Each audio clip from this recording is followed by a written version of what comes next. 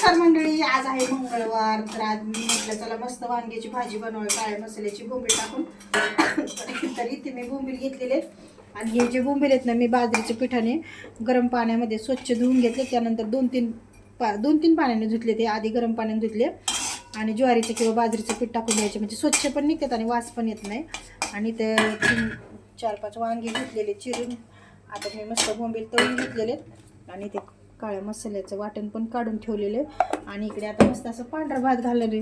तर आणि याच्याबरोबर खाण्यासाठी बाजरीची भाकरी बनवणार. आता थंडीचे दिवस चालू आहे तर त्यामुळे ना असं बोंबीलची भाजी सुकटची चटणी छान लागते बरं खायला. पण आमच्या घरात काही कोणी खात नाही बरं का वांगे वगैरे, पण याचा रस्सा सगळ्यांना आवडतो. बोंबील पण नाही कोणी शक्यतो खातात, कोणी नाही खात, असं म्हणजे नाही आवडत जास्त करून. आणि चला रशीद पण खातात सगळेजण.